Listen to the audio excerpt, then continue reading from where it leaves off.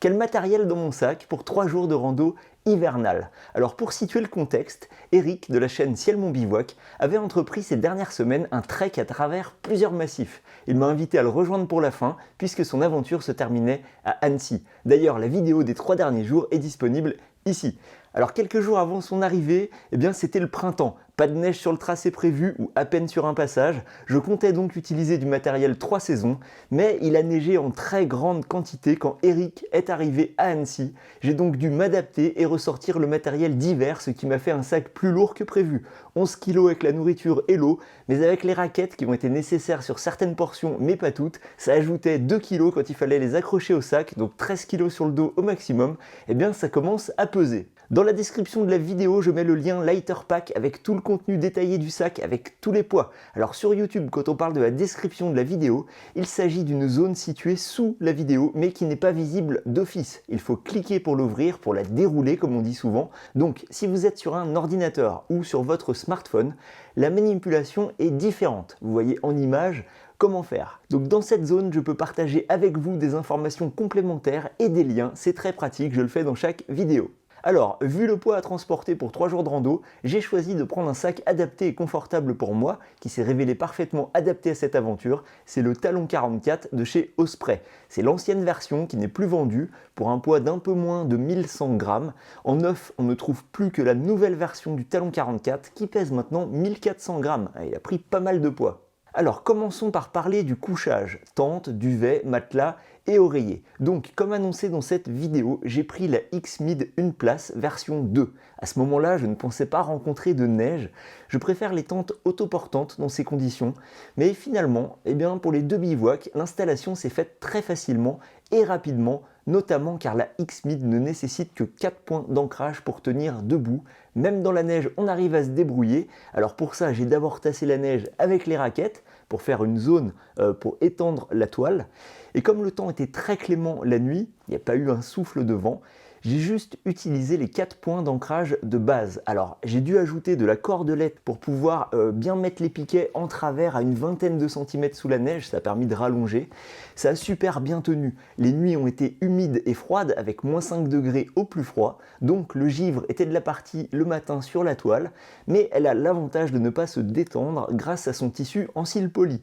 Et le point positif du givre par rapport à la pluie ou à la condensation sous forme d'eau, c'est que ça s'enlève plus facilement en secouant et en frottant avec les gants. De cette manière, aucun problème pour ranger la tente le matin et la réutiliser le soir. Concernant les nouveautés de cette version 2, j'ai bien apprécié l'ouverture quasi totale du zip des portes, très pratique pour rentrer. Les 10 cm en plus de large dans la tente intérieure sont aussi très appréciables, surtout avec 2 quilts et pour entreposer ses affaires d'hiver comme le pantalon et la doudoune. Et puis la petite poche pour mettre ses lunettes. La poche située en hauteur, elle est vraiment top car avec son élastique, elle maintient bien ce qu'il y a dedans. Avant, ça bâillait sur le haut et les lunettes pouvaient tomber plus facilement. C'était déjà ma tente favorite avant et avec ses améliorations, je la trouve encore mieux. Pour le matelas, j'ai pris mon Sea2 Summit Etherlight XT Extreme avec sa Air Value de 6,2. Il est théoriquement bien adapté pour dormir sur la neige. Si j'ai parfois eu un peu froid autour de moins 10 degrés lors d'autres bivouacs, ici ça a été. Il s'est en tout cas révélé une fois de plus super confortable associé à son oreiller de la même marque qui tient super bien en place grâce à de petits scratchs collés sur le matelas.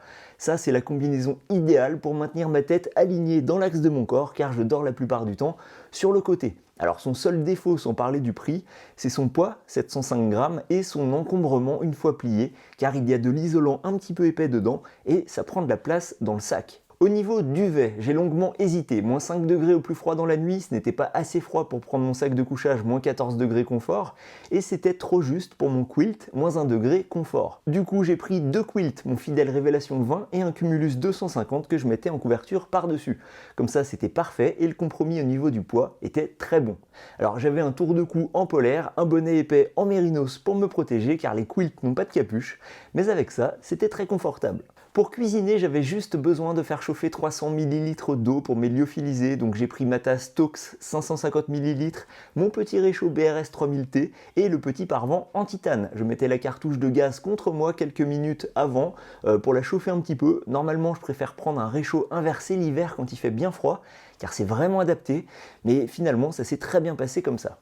Au niveau électronique, j'ai pris mon Garmin InReach Mini pour la sécurité, mon smartphone, une Insta360 Go 2, une Insta360 One X2, mes micros Rode, une montre GPS, un thermomètre, ma frontale, un câble et ma batterie Nightcore NB10000. Alors pour ces 3 jours, je n'ai eu besoin de recharger que mon smartphone et une seule fois seulement. Donc j'avais largement assez d'autonomie et ça c'est en partie grâce à ma montre, je vous explique ça un petit peu après. Donc je suis parti avec une montre GPS Coros Vertix 2 qui m'a été envoyée par Coros. Alors vous le savez si vous me suivez sur Instagram, j'en avais parlé il y a quelques semaines, sinon c'est le moment de me suivre pour ne rien manquer. En ce moment je m'intéresse à ce type de montre pour voir l'intérêt en rando. La Vertix 2 que j'ai utilisée lors de cette aventure est une montre haut de gamme, fabrication en alliage de titane, verre saphir, une très grande autonomie, probablement la plus grande du marché. Elle dispose d'une cartographie avec les courbes de niveau et son GPS est hyper précis. C'est l'un des meilleurs puisqu'il capte 5 systèmes de satellites avec une technologie double fréquence. D'ailleurs, c'est la première montre grand public à avoir proposé ça et depuis peu, Garmin propose la même chose sur sa gamme Fenix 7 Saphir. Bref, c'est du marketing mais pas seulement. Dans la pratique, oui, exploiter le double signal GPS, ça aide beaucoup à améliorer la précision du positionnement dans les environnements difficiles comme en montagne avec des falaises ou dans les forêts denses. Et ça, c'est super utile, par exemple dans les endroits où on devait faire la trace nous-mêmes et où le chemin était invisible dans les pentes avec la neige. Si on descendait 5 mètres trop bas, ça devenait compliqué de remonter avec la quantité de neige et les pentes assez raides, d'où l'intérêt d'un positionnement précis. J'ai analysé les GPX enregistrés pendant ces 3 jours, pas de perte de signal, une belle qualité de trace même en environnement difficile. L'autonomie annoncée est de 140 heures en utilisant le mode GPS normal et avec le cardio-fréquence-mètre activé.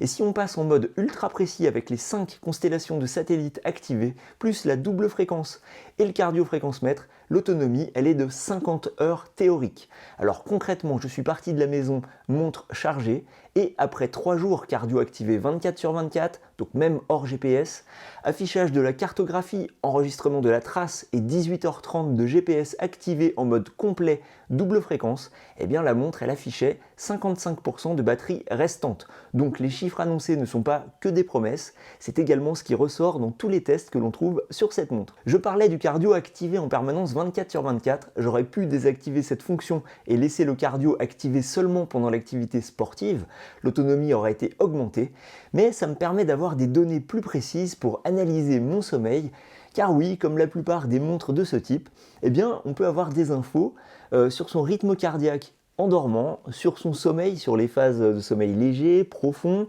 alors ça c'est en fonction des mouvements, et ainsi on peut être conforté le matin dans sa sensation d'avoir ou non bien dormi. Alors est-ce que c'est placebo? Peut-être oui, mais moi j'aime bien. Bon, concrètement, la montre m'a permis d'économiser la batterie de mon smartphone puisque j'avais la cartographie au poignet. Alors bien sûr, on peut faire la même chose en un petit peu moins précis avec son smartphone, mais au moins ça évite de risquer de le faire tomber dans 1 mètre de poudreuse et de le perdre dans la neige. Et puis ça économise sa batterie. De la même manière, j'ai économisé la batterie de mon Garmin InReach Mini que j'utilisais jusque-là pour enregistrer mes traces.